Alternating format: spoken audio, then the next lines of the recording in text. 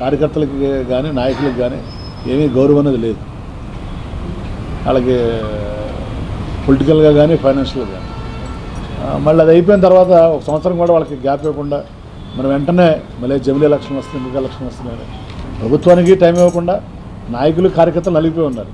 మళ్ళీ వాళ్ళకు కూడా మనం టైం ఇవ్వకుండా మళ్ళీ రేపటి నుంచి మనం ధర్నాలు చేయండి, ఇది చేయండి అని చెప్పడం అనేది ఎంతవరకు కరెక్ట్.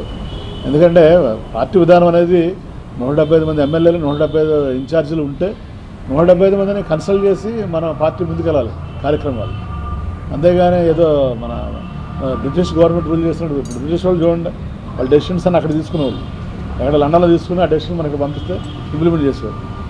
ఇప్పుడు ఏ పార్టీ అయినా ప్రజాస్వామ్యబద్ధంగా ఉండాలి, కానీ ప్రజాస్వామ్యబద్ధంగా లేకుండా నిర్ణయాలను ఏకపక్షంగా తీసుకుని వాటిని మీరు అమలు చేయండి అని చెప్పడం కరెక్ట్ కాదు. సో ఎందుకంటే మళ్ళీ నాకు కార్యకర్తలనే ఎంత ఇబ్బంది పడ్డారో 5 సంవత్సరాలను చూసాను దగ్గర. కాళ్లలో భారం, వాపు లేదా అల్సర్ తో బాధపడుతున్నారా? ఇవి వెరికోస్ వెయిన్స్ లక్షణాలే. భారతదేశంలో number 1 varicose veins hospital Avis ను సంప్రదించండి. ఇప్పుడే మీ అపాయింట్మెంట్ ను బుక్ చేసుకోండి. వాళ్ళంతా నలిగిపోయారు, దగ్గర నుంచి చూసాను. వాళ్ళు ఇప్పటికీ కనీసం ఒక మీటింగ్ పెట్టి పలకరించకుండా వాళ్ళని అసలు ఏం జరిగింది, ఎలా జరిగింది అని చెప్పకుండా మళ్ళీ మీరు ధర్నాలు చేయండి, గొడవ చేయండి అని చెప్పడం ఎంతవరకు కరెక్ట్. మనం చూసాం సోషల్ మీడియా.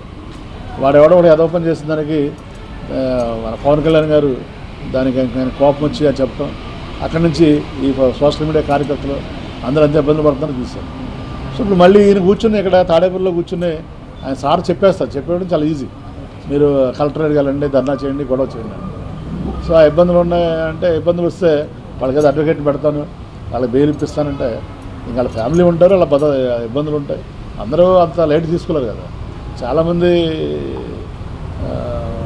చాలా రకాల ఇబ్బందులు ఉంటాయి.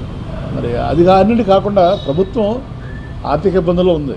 కొత్త ప్రభుత్వం వచ్చింది, ప్రజా తీర్పులు ఇచ్చినప్పుడు ఆర్థిక ఇబ్బందులు ఉన్నప్పుడు మనం ఏదో అప్పుడే పంపలంటుకున్నట్టు ప్రజలు 5 సంవత్సరాల తర్వాత డిసైడ్ చేస్తారు.